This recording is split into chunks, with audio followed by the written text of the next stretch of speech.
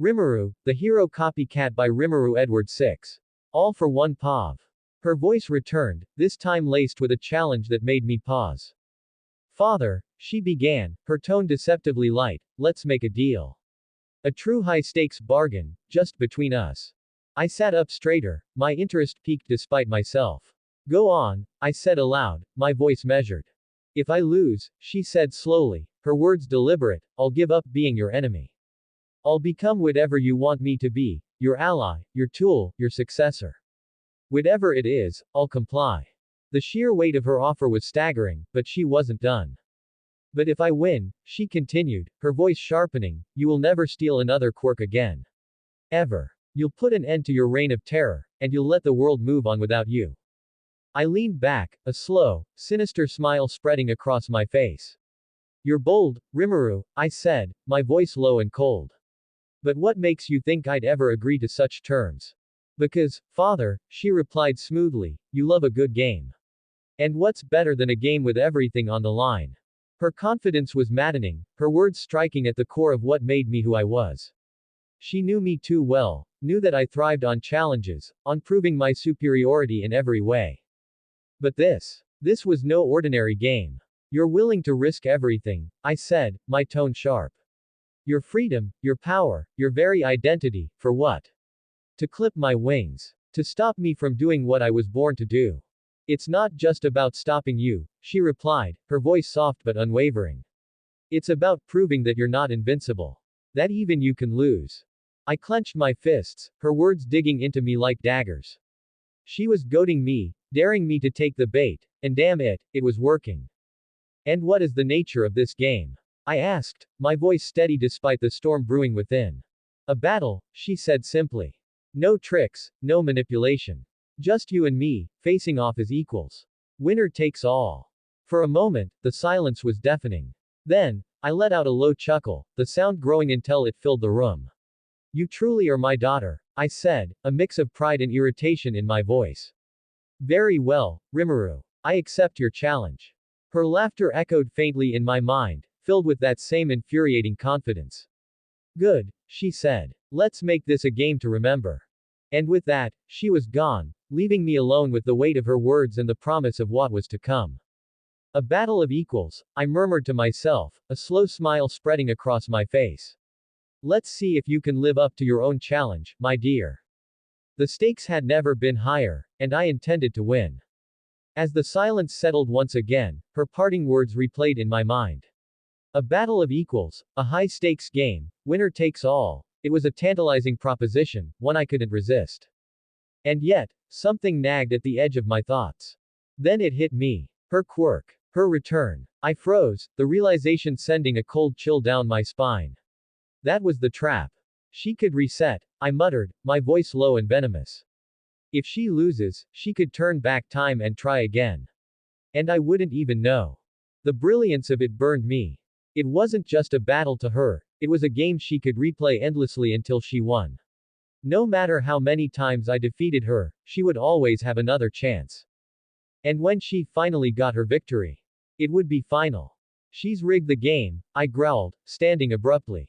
She's playing with a stacked deck, and I walked right into it. Her calm confidence, her willingness to bet everything, it all made sense now. She wasn't risking anything. She already knew she would win, because she could rewrite the outcome until it suited her. I clenched my fists, a slow, dark smile spreading across my face despite the fury bubbling within. Clever girl, I murmured, pacing the room. But every trick has a flaw. If she was relying on her ability to reset, then that was where I would focus. The question wasn't whether she could use it, the question was how it worked. The mechanics, the limitations, the cost, there was always a cost. She may think she has the upper hand, I said softly, my voice laced with determination. But even a perfect strategy can be undone with the right move. Her quirk was powerful, but power always came with vulnerabilities. And I intended to find hers. Rimuru, I said, my voice cold and deliberate. You think you've trapped me. But by revealing your hand, you've given me everything I need to destroy you. The game had changed, and now the stakes were higher than ever. But if she thought she could outplay me, she was sorely mistaken. As if on cue, her voice returned, calm and teasing as always. Oh, father, she began, her tone almost sing-song, I promised no tricks. That would be boring, don't you think? I froze, her words cutting through my thoughts like a blade. No, she continued, her voice laced with amusement, I only use, return, at the end of my life. Otherwise, it would ruin the fun. What's the point of playing a game if you already know the outcome every time? I clenched my fists, my frustration simmering beneath the surface. And I'm supposed to believe you'd play this fairly? I asked aloud, my tone sharp. Her laughter echoed faintly in my mind, soft and infuriating. Fair is subjective, father. But I meant what I said. No tricks this time. Just you and me, a proper game. The stakes are higher that way, don't you think? Higher for you, perhaps, I said coldly. You're the one with everything to lose. Am I? She countered, her voice soft but cutting. Or is it you who stands to lose the most? After all, father, without your ability to steal quirks, what would you be? I stiffened, her words hitting their mark. Don't worry, she added, her tone almost comforting. I'll keep things interesting. After all, what's the point of winning if the challenge isn't worthy of my time? Her presence faded, leaving me alone with the weight of her words. She claimed she wasn't using her quirk to manipulate the outcome, but could I trust that? Trust her? No, trust was irrelevant. Whether she used, return, or not, she had made one thing clear, she believed she would win. And that belief made her dangerous. Very well, Rimuru, I murmured, a slow smile spreading across my face. If you want a fair game, I'll give you one. But don't think for a second that I'll make it easy for you. No tricks, she said. But I wasn't above playing a few of my own. So, father, she began, her tone light yet laced with challenge, what will the match be like? Do you have any suggestions? I leaned back in my chair, letting a slow, calculating smile spread across my face. You're asking me to define the terms of our battle. Of course, she replied, her tone almost playful. It's only fair to let you have a say in how you lose. Her confidence was maddening, but it was also a weapon she wielded well. Still, if she thought I'd be flustered by her provocations, she underestimated me. Very well, I said, my voice steady. If this is to be a true test, we'll strip it down to the essentials, no allies, no external interference. Just you and me, one-on-one. Simple, she said, the amusement in her voice unmistakable. I like it. And where shall this grand showdown take place? I thought for a moment before answering. A neutral ground, isolated and free from distractions. Somewhere neither of us can claim an advantage. Practical, she said, her voice softer now, as though she were genuinely considering it. But don't think I'll let you choose without any input from me. I want something more than just a barren wasteland. Name your preference, I said, leaning forward. How about a place where the stakes feel real? She suggested. Somewhere with history, with meaning. Let's make this fight more than just a test of strength. Let's make it a reckoning. Her words hung in the air, and I couldn't help but smile. She was weaving emotion into the challenge, ensuring the battle wasn't just physical but symbolic. Interesting, I said. You want the battlefield to be more than just a stage, you want it to tell a story. Exactly, she said. After all, this isn't just a match, father. This is the culmination of everything we've built, everything we've fought for. I nodded slowly, her words sparking an idea. Then let's fight somewhere that represents our shared history. A place where everything began. Poetic, she replied, her tone approving. I like it. Very well, father. We'll fight where it all started. The stage was set, the terms agreed upon. Prepare yourself, Rimuru, I said, my voice cold but resolute. This won't be a battle you can reset your way out of. Good, she replied, her voice soft but firm. Because I wouldn't want it any other way. And with that, her presence faded, leaving me alone once more. The game was in motion, and for the first time in years, I felt the thrill of true anticipation. This would be a fight to remember. Hawks Pav. The knock at my door came late, a quiet, deliberate sound that cut through the stillness of the evening. I opened it to find Rimuru standing there, her usual air of calm confidence tinged with something heavier. Hey, she said softly, her golden eyes meeting mine with an intensity that made my chest tighten. Rimuru, I said, stepping aside to let her in. What's going on? She walked in without a word, dropping her bag by the door before turning to face me. Her expression was serious, almost somber, and for a moment, I thought she might not speak. Then, she let out a slow breath and said, Hawks, tomorrow will be the last day of Copycat. The words hit me like a punch to the gut. What are you talking about? I asked, my voice sharper than I intended.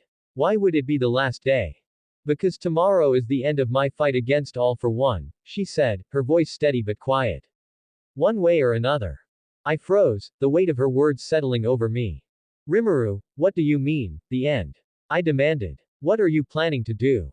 She glanced away, her hands clenched at her sides. Copycat is only a hero in the fight against All for One, she said softly. That's why my files are classified. Why they don't exist in the hero database. I was never meant to be a permanent part of this world. I stared at her, struggling to process what she was saying. Rimuru, that's not true. You're more than just a weapon against him. You've saved lives, inspired people. And I'm proud of that, she interrupted, her voice firmer now. But my role was always meant to be temporary. My quirk, my presence, it's too dangerous to leave unchecked. After tomorrow, one of two things will happen. Either All for One is gone, or I am. Her words hung in the air, heavy and final. Don't say that, I said, stepping closer. You don't have to do this alone. Let me help. Let us help. We can take him down together. She shook her head, a faint, bittersweet smile tugging at her lips. You've already helped more than you know, Hawks. But this is something I have to do myself. I clenched my fists, frustration and fear bubbling beneath the surface. Rimuru, you don't have to carry this alone. You've got people who care about you, who want to see you come out of this alive. Her golden eyes softened, and for a moment, I saw a flicker of vulnerability beneath her calm facade. I know, she said quietly. And that's why I'm telling you now. So you're not left wondering if things don't go the way we hope. Rimuru, I started, but she held up a hand to stop me. Promise me something, Hawks, she said, her voice steady. If I don't come back, don't let my fight be in vain. Keep fighting. Protect the people who need it. And don't stop being the hero I've always looked up to. I swallowed hard, my chest tightening as I nodded. You'd better come back, I said, my voice rough. Because I'm not ready to say goodbye. Her faint smile grew just a little wider. Neither am I. She stepped closer, placing a hand on my shoulder. Thank you, Hawks, for everything. And with that, she turned and walked toward the door, leaving me standing there with a storm of emotions I couldn't begin to untangle. As the door closed behind her, I whispered to the empty room, stay safe, Rimuru. Please. Because tomorrow, everything was about to change. The door closed behind her, leaving me standing there with her words ringing in my ears. I was still trying to process everything when the door opened again, and Rimuru poked her head back inside, her expression somewhere between sheepish and amused. Oh, right, she said, her golden eyes lighting up with realization. I forgot, I stayed at your place, not outside anymore. I blinked, caught completely off guard. What? You know, she said casually, stepping back inside like she hadn't just dropped a bombshell a minute ago. I was about to head off like I used to, but then I remembered, I'm not living in a tree or a bush anymore. Your couch is way comfier. I stared at her, torn between exasperation and relief. Rimuru, you just gave me this whole dramatic speech about tomorrow being the last day of Copycat, and now you're talking about my couch. She shrugged, a faint smirk tugging at her lips. What can I say? Priorities. Despite everything, I couldn't help but laugh. You're impossible, you know that. Part of my charm, she replied, dropping her bag back by the door and plopping onto the couch. Anyway, I guess you're stuck with me for one more night. I sighed, shaking my head but grateful for the moment of lightness. Yeah, well, don't get too comfortable. You've got a big day tomorrow, remember? Her smirk faded slightly, and she nodded. Yeah, I remember. The weight of her earlier words hung between us for a moment, but then she glanced up at me, her smirk returning just enough to ease the tension. Thanks, Hawks, she said softly. For putting up with me. Anytime, Rimuru, I replied, sitting down across from her. But don't think for a second I'm letting you handle tomorrow alone. We've got your back, whether you like it or not. Her smile softened, and for a moment, the seriousness of what lay ahead didn't seem quite as daunting. Good, she said simply. And as we sat there, the storm looming on the horizon, I couldn't help but feel a glimmer of hope. Because no matter what happened tomorrow, Rimuru wasn't alone, and neither was I. Rimuru leaned back on the couch, her expression calm but serious as she addressed me. All right, Hawks, she began, her golden eyes locking onto mine. Can you be the one to make sure All for One's followers don't interrupt our match? I blinked, surprised by the sudden request. You're trusting me with that? Of course, she said simply. You're the best at what you do. And you can ask for as many backups as you need. HQ will help if you tell them it's for Operation Cat in the back. I raised an eyebrow, leaning forward slightly. Operation Cat in the back. Rimuru rolled her eyes, a faint smirk tugging at her lips. Before you ask, they made that code name, not me. Apparently, because I have cat in my hero name, all my operations have to be cat related or have cat names.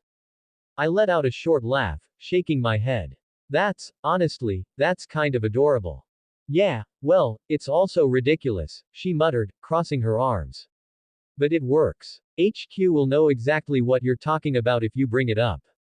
They'll send whatever support you need to keep the area secure. I nodded, already running through the logistics in my head. All right, I'll take care of it. You focus on the match, I'll make sure no one interferes. Her expression softened slightly, and she gave me a small nod. Thanks, Hawks. I appreciate it. I stood, stretching and giving her a reassuring grin. You've got nothing to worry about. All for One's lackeys won't get within a mile of that fight. She smirked, leaning back against the couch. I'll hold you to that. And I'll deliver, I replied confidently. As I started to head out, I paused, glancing back at her. Operation Cat in the back, huh? Don't start, she said, rolling her eyes again. I chuckled, giving her a quick wave before heading for the door. All right, copycat. Let's make sure tomorrow goes off without a hitch.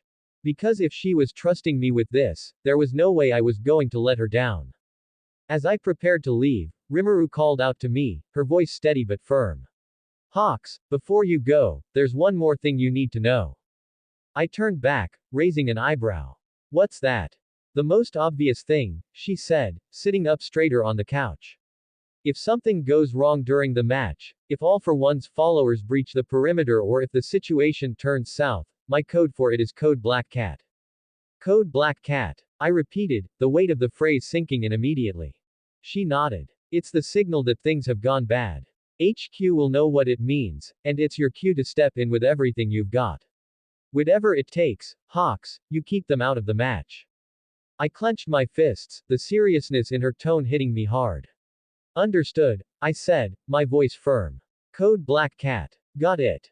Her golden eyes softened slightly, but the determination in them didn't waver. This match needs to stay between me and him. No distractions, no outside interference.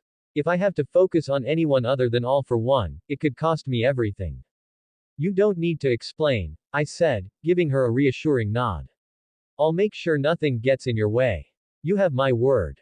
For a moment, she looked at me like she wanted to say more, but then she simply nodded. Thank you, Hawks. I mean it. Don't mention it, I replied, heading for the door again. Just focus on kicking his ass, alright. I'll handle the rest. She chuckled softly, a faint smile tugging at her lips. You've got it. As I stepped out into the night, the weight of her trust settled on my shoulders. Code Black Cat. It was a simple phrase, but it carried everything she was fighting for. And I wasn't about to let her down. All A for one POV. Her voice returned, calm yet filled with that infuriating undertone of superiority. Father, she began, her words precise, we'll have some security in place for the match. They'll ensure no one interferes or uses traps. But. She paused, her tone sharpening slightly. If you're keeping your end of the bargain, you won't even know they're there. I leaned back in my chair, the faintest smirk tugging at my lips. You expect me to believe you'll keep this fight pure while surrounding us with unseen eyes. I don't expect you to believe anything, she replied smoothly. But I do expect you to respect the agreement. The security isn't there for you, they're there for me. To ensure this match remains between us and only us. Her words were calculated, as always, designed to provoke while still leaving no room for argument. And what guarantee do I have, I said slowly, that your so-called security won't tip the scales in your favor?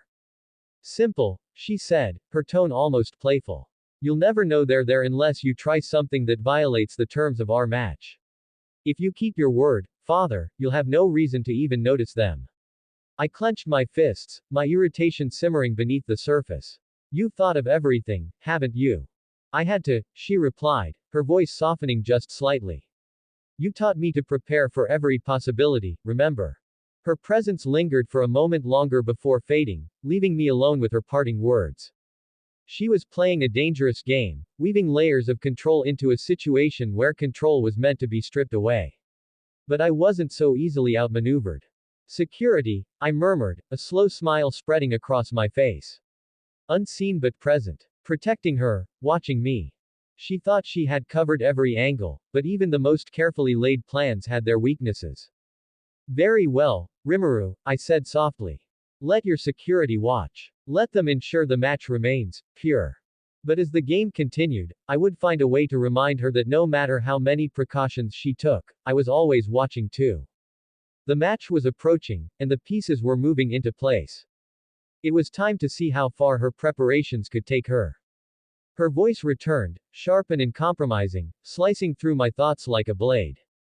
And, father, she began, her tone firm and unyielding, no stealing my quirk to win. If you do, then I will not give you the win. I paused, her words hanging in the air like a challenge. And how exactly do you plan to enforce that? I asked, my voice laced with amusement. Simple, she replied smoothly. If you try to steal my quirk, the match ends right there. No winner, no loser, no resolution. You won't get the satisfaction of victory, or anything else you're after. I let out a low chuckle, leaning back in my chair. You've taken every precaution, haven't you? Ensuring I play by your rules, tying my hands even before the match begins. I'm simply ensuring the game is fair, she countered, her voice calm but pointed. After all, you wouldn't want anyone accusing you of cheating, would you? The audacity of her words made me grin despite myself. You're confident that you can beat me without resorting to such measures. Bold, but naive. Maybe, she admitted, her tone softening just slightly. But I want this fight to mean something, father. And if you cheat, it won't mean anything at all. Her presence lingered for a moment longer before fading, leaving me alone with the weight of her challenge. I sat in silence, her words replaying in my mind. No stealing her quirk, I murmured, a slow smile spreading across my face. She truly is my daughter. She had anticipated everything, even the temptation to use my greatest weapon against her. But while she might have tied my hands in one way, the game was far from over. Very well, Rimuru, I said softly. No stealing your quirk. But don't think for a second that means I won't use everything else at my disposal. The match was set, and the stakes couldn't be higher. And I intended to ensure that when the dust settled, victory would still be mine. All might Pav. The day had been quiet, the kind of peace that usually signaled something brewing beneath the surface. I had been reviewing some documents in my office when my earpiece buzzed, HQ's unmistakable tone cutting through the silence. This is All Might, I answered, straightening in my seat. The voice on the other end was direct, leaving no room for misunderstanding. You've been commissioned to assist Hawks on an important mission against All for One. If executed correctly, this could be his downfall. I froze, the weight of their words sinking in. All for One's downfall. What's the nature of the mission? I asked, my voice steady despite the storm of anticipation building in my chest. We've labeled it under Operation Cat in the Back, the voice replied. Hawks has been briefed and is managing the primary logistics. Your role is to provide strategic support and ensure no interference occurs during the key engagement. My mind raced, piecing together the implications of their words. Key engagement. You're talking about a direct confrontation. Correct, they confirmed. Between All for One and Copycat. Rimuru. The name hung in the air like a thundercloud, and I felt a knot tighten in my chest. I had known for some time that Rimuru was fighting her own battles, carrying a burden far greater than any young hero should have to bear. But a one-on-one confrontation with All for One. HQ, I said firmly, are you certain about this? Rimuru is strong, but this is a monumental risk. She requested this herself, the voice replied. We've been informed that this fight is the culmination of her efforts. Hawks will ensure no interference occurs, but your presence is critical for backup should the situation escalate. I clenched my fists, the weight of the mission pressing down on me. Understood. I'll coordinate with Hawks immediately. Thank you, All Might, the voice said. This could be the turning point we've been waiting for. As the connection ended, I stood, my resolve hardening. Rimuru was brave, braver than most heroes I had ever met, but this wasn't just her fight. This was a battle for all of us, for everything we stood for. And I would make sure she didn't face it alone. I activated my communicator, reaching out to Hawks. Hawks, I said, my voice firm, I've been brought into Operation Cat in the back. Let's make sure this is the end of All for One, once and for all. Hawks Pav. I found Rimuru lounging on the couch, her golden eyes glancing out the window as the morning light streamed in. She seemed calm, too calm for someone who'd just declared that today might be the last day of Copycat. Hey, I called, grabbing her attention as I tossed a small box her way. She caught it easily, her reflexes as sharp as ever. What's this? She asked, tilting her head as she inspected the sleek packaging. Your new earpiece, I said, leaning against the doorframe. It's way more practical than that old-fashioned phone you've been carrying around. Her eyebrows lifted in mild surprise. What's wrong with my phone? It works fine.